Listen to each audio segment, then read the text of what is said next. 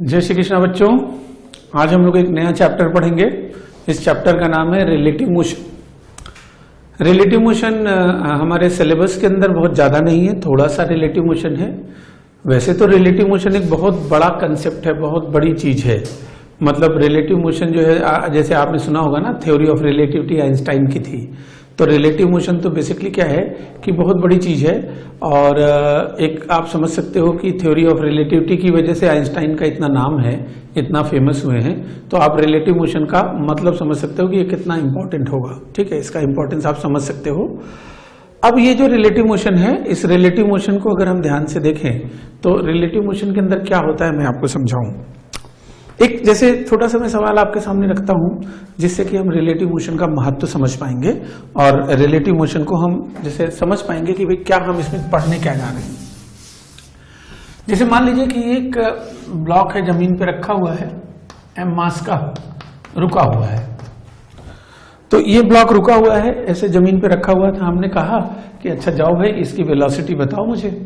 तो अब इसकी वेलोसिटी अगर मैं आपसे पूछूंगा तो आपके दिमाग में जो पहला विचार आएगा, जो फर्स्ट इमीडिएट थॉट आएगा कि भाई ये तो आप खुद ही कह रहे हो रुका हुआ है, तो रुका हुआ है तो इसकी वेलोसिटी 0 होगी। लेकिन सच्ची बात ये है कि ये रुका तो है नहीं, ये तो धरती पे रखा है और धरती जो है घूम रही है अपनी एक्सिस के चारों। तो अगर आपको इसकी वेलोसिटी निकालनी, सच में वेलोसिटी निकालनी है, एब्सोल्यूट वेलोसिटी अगर आपको इसकी निकालनी है, तो फिर उस कंडीशन में क्या होगा कि भाई इसकी वेलोसिटी अगर आपको निकालनी, एक तो हुआ कि धरती के रिलेटिव देखा जाए, धरती के रिस्पेक्ट में देखा जाए तो 0 आएगी। लेकिन हम धरती के रिस्पेक्ट में तो कह नहीं रहे, हम तो कह रहे इसकी एक्चुअल वेलोसिटी बताओ। तो इसकी जो एक्चुअल वेलोसिटी अगर आपको निकालनी है, तो चूंकि ये धरती के ऊपर रखा हुआ है और धरती घूम रही है, तो धरती के घूमने वाली वेलोसिटी आपको निकालनी पड़ेगी। मान लो आपने किसी तरह से धरती जिस वेलोसिटी से घूम रही है, आपने बड़ी मेहनत करके निकाल भी लिया। अभी प्रॉब्लम समाप्त नहीं हुई है। प्रॉब्लम क्या है कि अगर मान लो कि आपने इसकी धरती के घूमने की वेलोसिटी निकाली, तो ये भी तो बताते हैं कि धरती सूरज के चारों चक्कर काट रही है। तो धरती जो सूरज के चारों चक्कर काट रही है, वो वाली वेलोसिटी भी निकाल के आपको उसमें वेक्टोरियली ऐड करना पड़ेगा। लेकिन उससे भी काम खत्म नहीं होगा, क्योंकि सूरज रुका नहीं है। सूरज जो है वो गैलेक्सी के अंदर चल रहा है। तो सूरज गैलेक्सी के अंदर चल रहा है, तो अगर गैलेक्सी के अंदर सूरज चल रहा है, तो सूरज की वेलोसिटी भी आपको निकाल के उसमें वेक्टर सम करना पड़ेगा। धरती की रोटेशन की वेलोसिटी, धरती की रिवोल्यूशन की वेलोसिटी, सूरज की वेलोसिटी। अब ऐसा नहीं कि सूरज की वेलोसिटी निकाल के आपने जोड़ दिया तो काम बन गया। जो गैलेक्सीज हैं वो भी चल रही हैं, तो जो गैलेक्सी की वेलोसिटी है वो भी उसके अंदर आपको ऐड करनी पड़ेगी। और गैलेक्सीज चल रही हो, किस वेलोसिटी से चल रही हो, बिग बैंग थ्योरी जो है उसके हिसाब से आता है कि कौन सी गैलेक्सी किस वेलोसिटी से चल रही है। तो आपको जो गैलेक्सी के मोशन की वेलोसिटी है, और ये सब कोई आज तक निकाल नहीं पाया है। गैलेक्सी की वेलोसिटी कोई निकाल नहीं पाया। बिग बैंग थ्योरी पे भी डाउट है कि सही है कि गलत है। तो कुल मिला के कहने का मतलब ये है कि आप इसकी वेलोसिटी नहीं निकाल सकते हो। और जो सही बात है वो ये है कि एब्सोल्यूट वेलोसिटी का कोई मतलब ही नहीं होता है। एब्सोल्यूट वेलोसिटी का कोई मतलब नहीं होता है। सच में इसकी क्या वेलोसिटी है, ये क्वेश्चन ही मीनिंगलेस है। जो मेरा सवाल था उस सवाल का ही कोई मतलब नहीं है। एब्सोल्यूट वेलोसिटी जो है वो मीनिंगलेस है। एब्सोल्यूट वेलोसिटी का कोई मतलब नहीं है। जो वेलोसिटी होती है वो हमेशा किसी न किसी के रिलेटिव होती है। मैं ट्रेन में बैठ के जा रहा हूं, मेरे सामने जो भाई साहब बैठे हुए हैं वो मेरे रिस्पेक्ट में रेस्ट पे हैं। प्लेटफॉर्म के हिसाब से देखा जाए तो मेरे सामने जो भाई साहब बैठे हैं वो चल रहे हैं। और जब मैं ट्रेन में ऐसे जा रहा हूं, मैं जमीन देखता हूं तो जमीन ऐसे पीछे की तरफ भाग रही होती है, पीछे की तरफ भाग रही होती है। तो मेरे हिसाब से जमीन पीछे की तरफ जा रही है। तो किसकी वेलोसिटी क्या है, ये इस बात पे डिपेंड करेगी कि देखने वाला कौन है।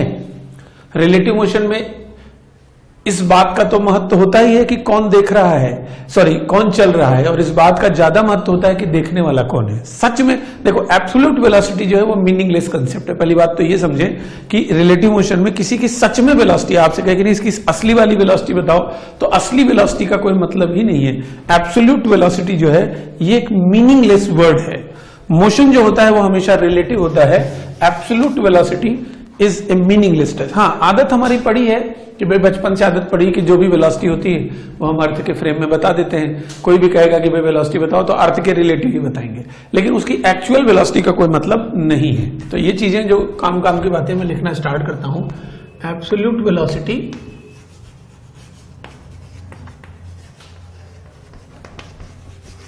Has no meaning. Absolute velocity has no meaning. और जो मोशन होता है वो सिर्फ उसकी प्रॉपर्टी नहीं होता है जो चल रहा है, जो उसको देख रहा है उसकी भी प्रॉपर्टी। देखने वाला खत्म कर दो, मोशन का क्या मतलब रह गया? हाँ, जिस दिन मैं नहीं हूं उस दिन मेरे लिए दुनिया नहीं है। ठीक है, दुनिया भले होगी, एग्जिस्ट करेगी, लेकिन मेरे ऑब्जर्वेशन के हिसाब से दुनिया है ना। मैं जो देख रहा हूं मेरे लिए वही दुनिया है। कोई दूसरा देख रहा है उसके लिए दुनिया कुछ और होगी, कोई तीसरा देख रहा है उसके लिए कुछ और होगी। कहने का मतलब यह है कि सबसे इंपॉर्टेंट देखने वाला होता है। ठीक है, तो मैं इस चीज को लिख रहा हूं, इसको सब समझिएगा, बड़ा ही इंपॉर्टेंट बात है। Motion is a combined property, motion is a combined property, combined property of motion is a combined property of observer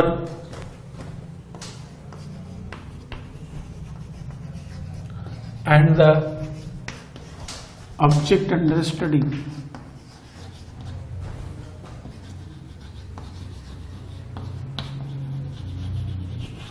Motion is a combined property of the observer and the object under study. ठीक है, motion जो है वो जो observer है और जिस object की हम स्टडी कर रहे हैं उसकी कंबाइंड प्रॉपर्टी है। Motion is a combined property of the observer and the object under study.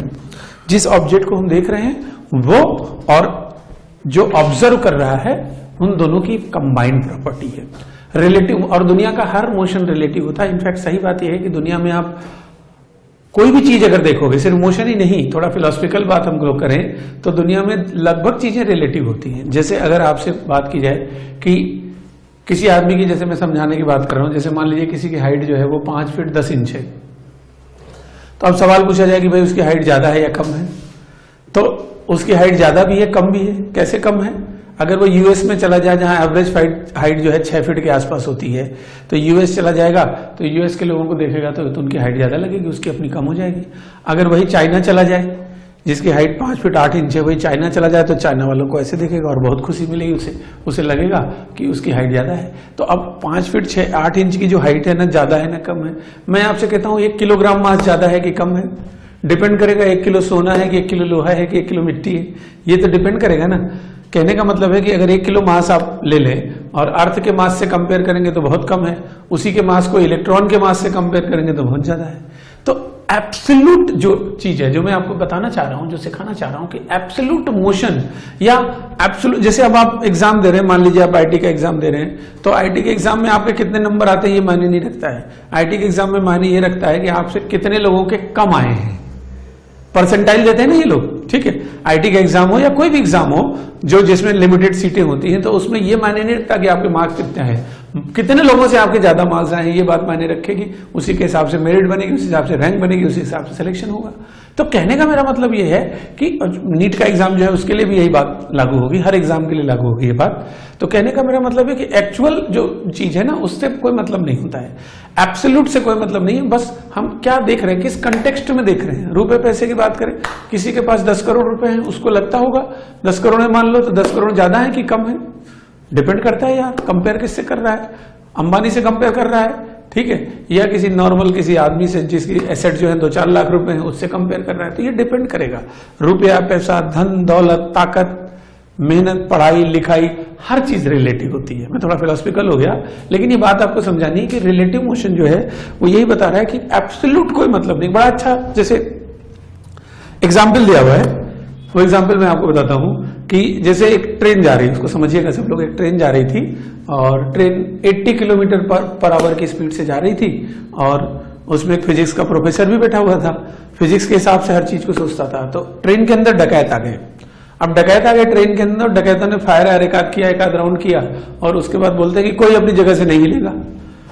सब चुपचाप बैठ जाएंगे, भाई कोई अपनी जगह से नहीं हिलेगा। हर आदमी बिल्कुल एकदम ऐसे हो जाएगा क्योंकि जरा सा भी हरकत देखेंगे डकैत गोली मार देंगे, तो कोई अपनी जगह से नहीं हिलेगा। अब जो फिजिक्स का प्रोफेसर बैठा हुआ था वो हंसने लगा। क्यों हंसने लगा? उसने कहा कि यार इन्होंने बोला कोई अपनी जगह से नहीं हिलेगा, तो सबके सब 80 किलोमीटर पर आवर की स्पीड से हिल रहे हैं क्योंकि ट्रेन तो 80 से जा ही नहीं है। तो लेकिन डकैतों ने किस कंटेक्स्ट में बोला था? डकैतों ने बोला था ट्रेन के रिस्पेक्ट में कोई अपनी जगह से नहीं हिलेगा। ऐसा बोलना वो भूल गए थे। अगर जमीन के रिस्पेक्ट में देखेंगे तो सब हिल रहे हैं 80 किलोमीटर पर आवर की स्पीड से, लेकिन ट्रेन के रिस्पेक्ट में या उनके रिस्पेक्ट में देखेंगे तो सबकी वेलोसिटी जो है वो 0 ही है। ठीक है, तो कहने का मतलब ये है कि मोशन जो है वो ऑब्जर्वर, जिसको ऑब्जर्व किया जा रहा है, और जो ऑब्जेक्ट है उसकी वेलोसिटी है। कई बार आप देखते होंगे बस से बैठ के आप जा रहे हैं या कार से जा रहे हैं, सामने से बाइक वाला आ रहा है, तो सामने से जो बाइक वाला आ रहा है बहुत तेजी से साए से निकल जाता है, और जब आप बाइक कार से जा रहे हैं और उसी डायरेक्शन में बाइक वाला जा रहा है, वही बाइक वाला लगभग वही स्पीड है, तो वो आपको बहुत तेजी से नहीं निकलेगा, वो ऐसे लगेगा धीरे धीरे आप उसको ओवरटेक करेंगे ये, या वो आपको धीरे धीरे ओवरटेक करेगा। लेकिन जो सामने से आ रहा है वो ऐसा लगता है बहुत तेजी से चला जा रहा है। मैं ट्रेन में बैठा हूं, ट्रेन चल रही है, चलते हुए मैंने देखा कि जमीन जो है वो चलने लगी, तो क्या सच में जमीन चलने लगी? तो सही बात यह है कि सच में जमीन चलने लगी। मेरे रिस्पेक्ट में तो जमीन सच में चल रही है। अगर मेरे रिलेटिव देखा जाए तो जमीन चल रही है, जमीन के रिलेटिव देखा जाए तो नहीं चल रही है। हाँ, चूंकि हम पैदा हुए हैं जमीन पे, धरती पे पैदा हुए हैं, तो हमारा हर सोचने का जो नजरिया होता है वो जमीन से ही होता है। हम चलना जो है जमीन से ही लेते हैं, मतलब हम जो मोशन है उसको ग्राउंड से ही मेजर करते हैं, लेकिन एक्चुअल में जो ग्राउंड है उससे कोई मेजरमेंट नहीं होता। मोशन जो है वो एक कंबाइंड प्रॉपर्टी होती है ऑब्जेक्ट की। जैसे इसको और समझो, ट्रेन में बैठ के जा रहा हूं मैं, मान लो मैं ट्रेन में बैठ के कोटा से बॉम्बे जा रहा हूं, हाँ? तो अब अगर मैं बैठ के ट्रेन में जा रहा हूं तो कुछ समय बाद, थोड़े समय बाद कोई पूछेगा भाई साहब सवाई माधोपुर आ गया, तो क्या सवाई माधोपुर मेरी तरफ आ रहा था? क्या सवाई माधोपुर तो मेरी तरफ नहीं आ रहा था, मैं जा रहा था उसकी तरफ। कोई कहेगा अरे भाई साहब ये बताइए कि जयपुर आ गया क्या, तो क्या जयपुर मेरी तरफ आ रहा था? क्या मैं जयपुर की तरफ जा रहा था ना। तो ट्रेन के जो पैसेंजर आपस में बात करते हैं ऐसे तो बात करते हैं, अच्छा अच्छा अच्छा ठीक है ठीक है ठीक है, टूंडला चला गया, ठीक है। टूंडला गया क्या? उनसे मिलके टूंडला गया? मिलके तो नहीं गया। ऐसा हुआ है कि टूंडला रुका था, वो टूंडला की तरफ आ रहे हैं, लेकिन चूंकि हम ट्रेन के अंदर बैठे हुए हैं तो हम लोग उसी हिसाब से सोचने लगते हैं। थोड़ी देर तक तो ठीक है, लेकिन जब ट्रेन के अंदर बैठे होते हैं तो ट्रेन के हिसाब से हम मान लेते हैं कि सारी दुनिया चल रही है, और बातचीत भी वैसे ही करते हैं, ये चला गया वो आया, वो चला गया वो आया। तो कहने का मतलब यह कि ट्रेन के रिस्पेक्ट में तो वो सारी चीजें चल ही रही हैं, बाकी ग्राउंड के रिस्पेक्ट में देखा जाए तो वो नहीं चल रही है। तो मोशन जो होता है वो कंबाइंड प्रॉपर्टी होती है ऑब्जर्वर की, जो ऑब्जर्व कर रहा है और जिसको ऑब्जर्व किया जा रहा है, उन दोनों की कंबाइंड प्रॉपर्टी है। दोनों को एक साथ हम लोग देख करके मोशन को समझते हैं। अब ये जो मोशन होता है इसको समझने के लिए, रिलेटिव मोशन को समझने के लिए हम लोग टर्म्स डिफाइन करेंगे। रेफरेंस फ्रेम, रेफरेंस फ्रेम हम डिफाइन करेंगे। रेफरेंस फ्रेम, ये तो मोशन का मतलब हो गया रिलेटिव मोशन का। अब हम यहां रेफरेंस फ्रेम डिसाइड करेंगे। रेफरेंस फ्रेम समझने के लिए, रेफरेंस फ्रेम जो है अगर आप समझना चाहते हैं, लेमन लैंग्वेज में बात करना चाहते हैं, फील करना चाहते हैं, तो हम ऑब्जर्वर को ही रेफरेंस फ्रेम कहते हैं। अगर आप समझना चाहते हैं तो जो ऑब्जर्वर है वही रेफरेंस फ्रेम है। लेकिन अगर आप समझना नहीं चाहते हैं, उसकी डेफिनेशन चाहते हैं सरकारी, तो रेफरेंस फ्रेम बेसिकली क्या होता है? सेट ऑफ कोऑर्डिनेट एक्सिस होता है, X Y Z coordinate axis का सेट होता है। और चूंकि हम रेफरेंस फ्रेम में वेलोसिटी वगैरह भी मेजर करते हैं तो उसके साथ एक घड़ी अलग से अटैच कर दी जाती है। तो एक सेट ऑफ कोऑर्डिनेट एक्सिस है, तो रेफरेंस फ्रेम के बारे में लिखेंगे हम लोग, it is a set of coordinate xyz coordinate axis, set of xyz, it is set of xyz coordinate axis,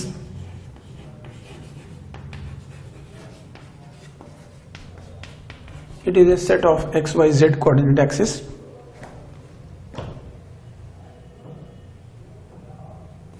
to measure time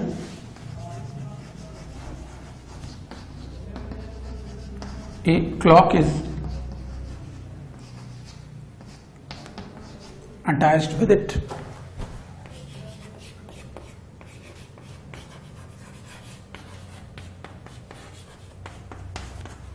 It is a set of XYZ coordinate axis to measure time. A clock is attached with it. एक ये coordinate axis का set है और time major करने के लिए इसके साथ एक घड़ी अटैच कर दी जाती है। ठीक है, it is a set of XYZ coordinate axis, माने XYZ आपको पता होगा, और चूंकि आप वेलोसिटी निकालना चाहते हैं तो आपको समय की भी जरूरत पड़ेगी, भाई कितने समय में यहां से वहां गया। तो एक सेट ऑफ कोऑर्डिनेट एक्सिस होता है और टाइम निकालने के लिए हम लोग इसके साथ एक घड़ी भी लगा देते हैं। ठीक है, ये तो रेफरेंस फ्रेम हो गया। अब ये जो रेफरेंस फ्रेम होता है बेसिकली ये जहां से हम लोग नापते हैं मोशन को, जहां से मेजर करते हैं, भाई हम उसके कोऑर्डिनेट पता लगा लेंगे तो हमें रेफरेंस फ्रेम का पता चल जाएगा। अब ये रेफरेंस फ्रेम हो गया। रेफरेंस फ्रेम दो टाइप के होते हैं, एक होता है इनर्शियल रेफरेंस फ्रेम और एक होता है नॉन इनर्शियल रेफरेंस फ्रेम। तो हम लिखते हैं inertial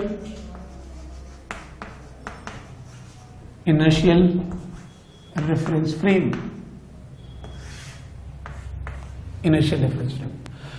inertial reference frame basically वो रेफरेंस फ्रेम होता है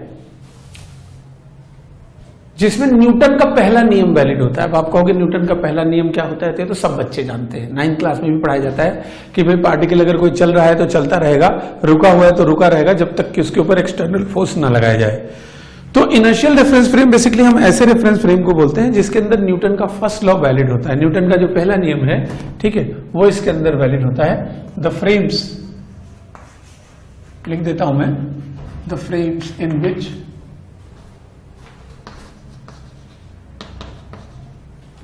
Newton's first law is valid.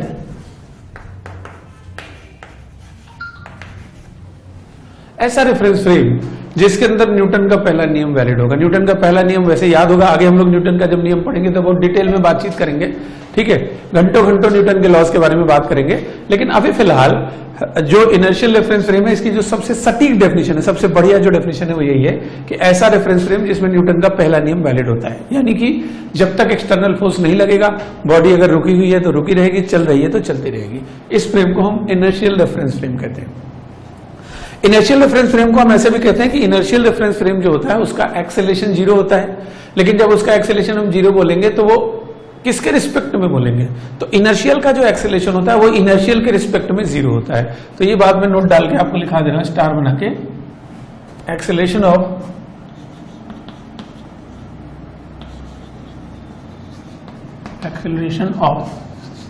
Inertial reference frame is 0 with respect to WRT का मतलब with respect to acceleration of inertial reference frame is 0 with respect to another inertial frame।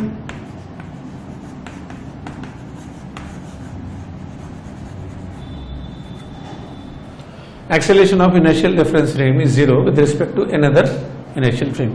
किसी भी inertial frame का दूसरे inertial frame के respect में जो acceleration होता है वो 0 होता है। ये इनर्शियल रेफरेंस फ्रेम की पहचान हो गई। इनर्शियल जो रेफरेंस फ्रेम होता है इसमें न्यूटन का फर्स्ट लॉ भी वैलिड होता है, सेकंड भी वैलिड होता है, थर्ड लॉ भी, मतलब न्यूटन के सारे लॉज जो हैं वो इनर्शियल रेफरेंस फ्रेम में वैलिड होते हैं। मोटा मोटा लेमैन के हिसाब से बात करो, बहुत ज्यादा कानून न किया जाए, एकदम नॉर्मल बात की जाए तो हम कह सकते हैं कि इनर्शियल फ्रेम का जो एक्सेलेरेशन होता है वो 0 होता है, ठीक है। लेकिन अगर बिल्कुल एकदम सटीक बात करनी है, फील करना है, तो ये कह दो कि एक्सेलेरेशन 0 होता है, लेकिन एकदम सटीक बिल्कुल जैसे कहते हैं ना कोई उंगली ना उठा पाए, तो वो बात ये है कि इनर्शियल फ्रेम का जो एक्सेलेरेशन होता है वो इनर्शियल फ्रेम के रिस्पेक्ट में 0 होता है। इनर्शियल फ्रेम का एक्सेलेरेशन इनर्शियल फ्रेम के रिस्पेक्ट में 0 होता है। ये आगे बात। अब उसके बाद आता है non inertial reference frame. Non inertial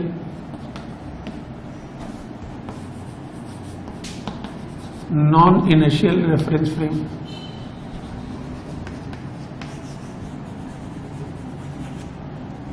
non inertial reference frame, ये ऐसे फ्रेम होते हैं जिनमें न्यूटन का पहला नियम लागू नहीं होता है। ऐसे रेफरेंस फ्रेम है जिसमें न्यूटन का लॉ वैलिड नहीं होता है। और ये मतलब अगर पहचान करनी है तो ये इनकी पहचान यही है कि इनका ये जो फ्रेम होते हैं इनमें न्यूटन का लॉ वैलिड नहीं होता है, या हम कह सकते हैं कि किसी भी इनर्शियल फ्रेम के रिस्पेक्ट में इनका एक्सेलेरेशन नॉन जीरो होता है, ठीक है। तो मैं इसके बारे में लिख देता हूं। नॉन इनर्शियल रेफरेंस फ्रेम, तो इसमें लिखूं पहला पॉइंट ये है न्यूटन्स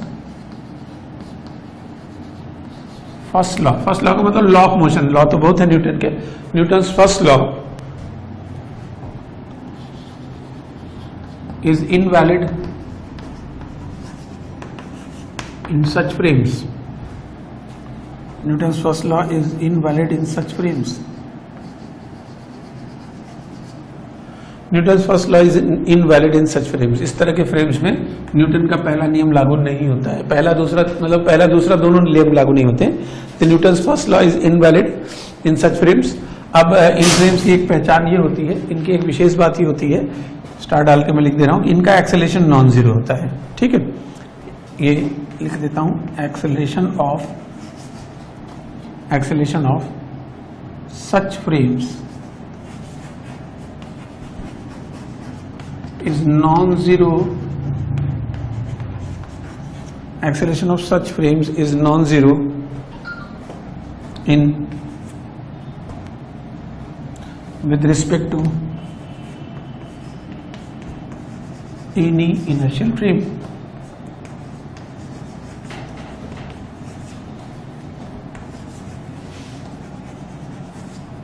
ठीक है, तो इस तरह के फ्रेम का जो एक्सेलेरेशन होता है वो किसी भी दूसरे इनर्शियल फ्रेम के रिस्पेक्ट में नॉन जीरो होता है। इनर्शियल का मोटा मोटा ऐसे समझ लें आप कि इनर्शियल का एक्सेलेरेशन जीरो होता है, नॉन इनर्शियल का नॉन जीरो होता है। ये दो तरह के जो रेफरेंस फ्रेम्स हैं, इनर्शियल और नॉन इनर्शियल। बाकी सटीक डेफिनेशन ये है कि न्यूटन के लॉज एक फ्रेम में वैलिड होते हैं, दूसरे में वैलिड नहीं होते, नॉन इनर्शियल में वैलिड नहीं होते, इनर्शियल फ्रेम में न्यूटन के लॉज वैलिड होते हैं। अब इसके अंदर एक बात आती है, इंपॉर्टेंट बात आती है कि भाई धरती क्या है, अर्थ क्या है, इनर्शियल फ्रेम है या नॉन इनर्शियल फ्रेम है। तो देखो, वैसे तो देखो भाई धरती रोटेट कर रही है, सन के अबाउट भी रोटेट कर रही है, सन का फोर्स लग रहा है उसके ऊपर, ठीक है। तो सूरज अगर उसके ऊपर फोर्स लगा रहा है तो उसमें एक्सेलेरेशन तो होगा। तो धरती में अगर एक्सेलेरेशन है तो फिर धरती नॉन इनर्शियल फ्रेम होनी चाहिए, लेकिन कैलकुलेशन के लिए हम लोग धरती को इनर्शियल मान लेते हैं। सच में धरती क्या है? सच में धरती है non inertial frame of reference. मानते क्या है हम लोग? कैलकुलेशन के लिए हम लोग धरती को इनर्शियल फ्रेम ऑफ रेफरेंस मान लेते हैं। सच्ची बात क्या है? सच्ची बात यह है कि भाई दुनिया का कोई भी फ्रेम इनर्शियल हो ही नहीं सकता। आपको पता ही नहीं कि भाई कहां कौन सा पॉइंट एक्सेलेरेट कर रहा है, कौन सा नहीं कर रहा है। तो सच्ची बात यह है कि हमें पता ही नहीं है कुछ, लेकिन हम एक कहीं ना कहीं तो बेस लेके चलना पड़ेगा ना। तो वैसे तो धरती जो होती है वो non inertial frame of reference होती है, लेकिन हम लोग धरती को inertial frame of reference assume करते हैं। सच्ची बात क्या है? सच्ची बात यह है कि earth is non inertial frame of reference. हम लोग मानते क्या है? हम मानते हैं earth is an inertial frame of reference. मतलब ये चीज मैं आपको नोट भी कराऊंगा, क्योंकि अब धरती को हम लोग हमेशा इनर्शियल ही मानते हैं। न्यूटन ने जो अपने लॉज बनाए थे उसके अंदर धरती को इनिशियल माना था, लेकिन सच्ची बात यह है कि धरती भी तो एक्सेलेरेट कर रही है। तो अगर धरती एक्सेलेरेट कर रही है तो धरती एक non inertial frame of reference है, ठीक है। लेकिन प्रैक्टिकल पर्पसेस के लिए हम धरती को इनर्शियल फ्रेम ऑफ रेफरेंस मान लेते हैं, ठीक है। तो मैं यहां पर इस बात को नोट कर रहा हूं। Earth is a non inertial frame of reference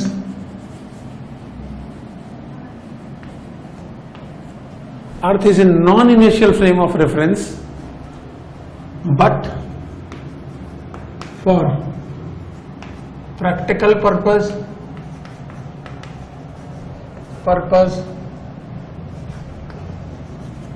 Earth is a non-inertial frame of reference, but for practical purpose we assume it to be inertial, but for practical purpose we assume it to be inertial frame of reference.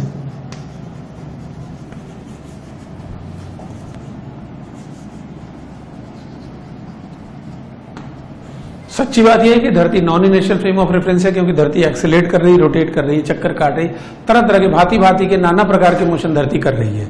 तो धरती वास्तव में तो non inertial है, लेकिन हम लोग practical purpose के लिए कैलकुलेशन के पॉइंट ऑफ व्यू से धरती को इनर्शियल फ्रेम ऑफ रेफरेंस मान लेते हैं।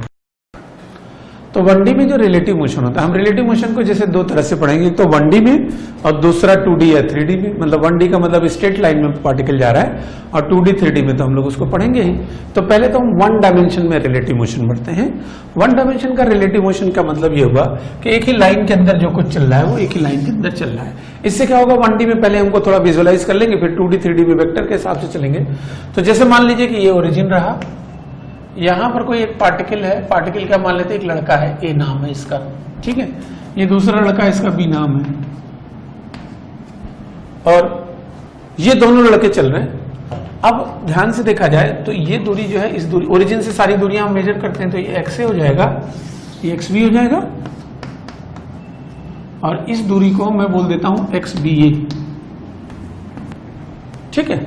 एक्स बी ए का मतलब है, एक्स बी ए जो है इसका मतलब है, ये ओरिजिन हो गया, ये ए है, ये बी है। एक्स बी ए का मतलब है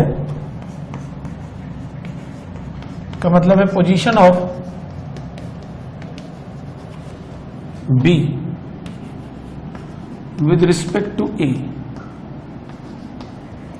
position of B with respect to A इसी को बोलने के बहुत सारे तरीके हैं। जैसे एक तरफ कभी बोलते हैं position of B with respect to A, कभी ये बोलते हैं position of B as seen from A, कभी बोलते हैं position of B according to A, ठीक है, तो कभी बोलते हैं position of B relative to A. सारी एक ही बातें हैं, मतलब आप इसको 3-4 तरह से बोल सकते हो। Position of B according to A, position of B relative to A, position of B with respect to A, position of B as seen from A, मतलब बात वही है, ठीक है। एक्स बी ए जो है वो position of B with respect to A है। अब आप ध्यान से देखें तो जो एक्स बी ए है, अगर यहां से आप देखें तो एक्स बी ए की जो वैल्यू आएगी, एक्स बी ए की जो वैल्यू आएगी, ये वैल्यू आ जाएगी एक्स बी माइनस एक्स से, ये एक्स बी की वैल्यू आ गई। मैं एक बार इसको डिफरेंशिएट कर देता हूं, तो differentiation of X B A with respect to T is equal to differentiation of X B minus differentiation of X A. पूरे को मैंने टी के रिस्पेक्ट में डिफरेंशिएट कर दिया, तो जब मैं पूरे को डिफरेंशिएट करूंगा तो पोजीशन का डिफरेंशिएशन क्या होता है, वेलोसिटी। तो डी एक्स बी ए अपॉन डी टी किसके बराबर हो जाएगा, वी बी ए। ये आ जाएगा यहां से एक बात, इसका जो डिफरेंशिएशन है ये हो जाएगा V B A,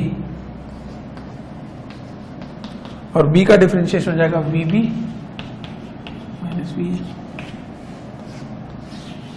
V B A क्या होगा, velocity of B with respect to A, या velocity of B as seen from A, या velocity of B according to A, या velocity of B as seen from A, मतलब कोई भी relative to ए ऐसे पूछ सकते हैं। तो ये वी बी ए हो गया। तो अगर हमको b की वेलोसिटी निकालनी है a के रिस्पेक्ट में, तो जो b की एक्चुअल वेलोसिटी, एक्चुअल तो कुछ होता नहीं, ग्राउंड के रिस्पेक्ट में जो भी b की वेलोसिटी है उसमें से a की वेलोसिटी को हम सबट्रैक्ट कर देंगे।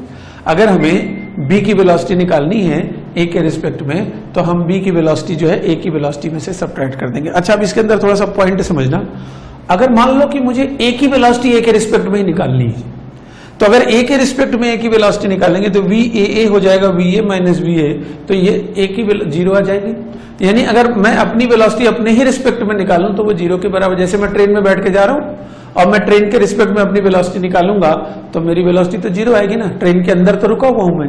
वो अलग बात है कि ट्रेन बाहर से देखने पे मैं चल रहा हूं, लेकिन ट्रेन के रिलेटिव तो मेरी वेलोसिटी जीरो होगी। तो रिलेटिव मोशन के अंदर आपको ये समझना है कि जो ऑब्जर्वर होता है, जैसे velocity of A with respect to A, वो आ रही V A minus V A यानी जीरो। तो रिलेटिव मोशन के अंदर आपको ये बात समझनी है और इसको फील करने की कोशिश करनी है कि ऑब्जर्वर हमेशा रेस्ट पे होता है, जो देख रहा होता है वो हमेशा रेस्ट पर होता है। और जैसे अगर मैं ऑब्जर्वर, यानी ऑब्जर्वर यहाँ पे ए है, तो अगर मैं ए के रिस्पेक्ट में निकालूंगा तो बी की जो वेलोसिटी थी वो थी ही, और ए की वेलोसिटी उल्टी होकर उसमें जुड़ जाएगी। यानी रिलेटिव मोशन के अंदर मान लो कि मैं देखने लगा तो मेरे रिस्पेक्ट में तो वेलोसिटी जीरो हो जाएगी, और मेरी जो वेलोसिटी वो उल्टी होकर पूरी दुनिया की वेलोसिटी में ऐड हो जाएगी। यानी जो ऑब्जर्वर होता है वो रेस्ट पर होता है। रिलेटिव मोशन के अंदर आपको ये समझना है कि जो देखेगा वो रुक जाएगा, ठीक है, जो देख रहा है वो रुका होगा, और उसकी वेलोसिटी उल्टा होकर के, देखो बी को मिल गई थी ना, अगर मैं बी की वेलोसिटी देखूं ए के रिस्पेक्ट में, ऑब्जर्वर यहां पर ए है, तो अगर मैं बी की वेलोसिटी ए के रिस्पेक्ट में देखूंगा तो बी की वेलोसिटी उल्टी होकर, ए की वेलोसिटी जो भी ऑब्जर्वर यानी ए जो है उसकी वेलोसिटी उल्टी होकर के बी को मिल गई, माइनस साइन के साथ मिल गई, और ए खुद रेस्ट पे आ गया, ठीक है। तो रिलेटिव मोशन के जब हम लोग सवाल करेंगे तो वहां पर यह बात आपको समझनी होगी कि जो ऑब्जर्वर होता है वो रेस्ट पर होता है, और रेस्ट ऑफ द यूनिवर्स की वेलोसिटी में, बाकी दुनिया की वेलोसिटी में ऑब्जर्वर की वेलोसिटी उल्टी करके ऐड कर दी जाती है, ठीक है। तो इस बात को नोट करें, लिखता हूं मैं, the velocity of observer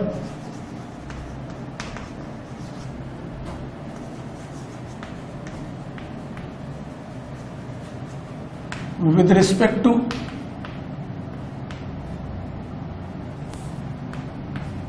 velocity of observer with respect to observer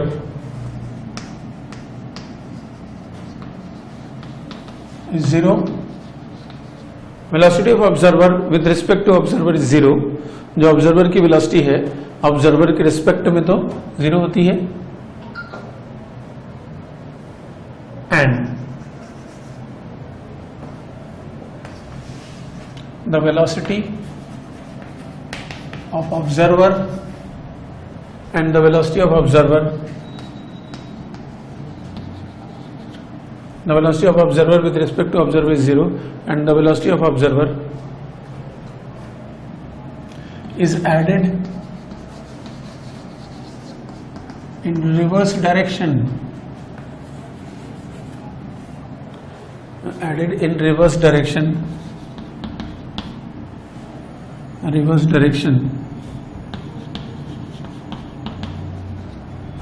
with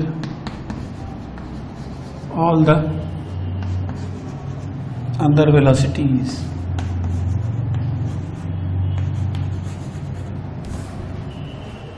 All the other velocities.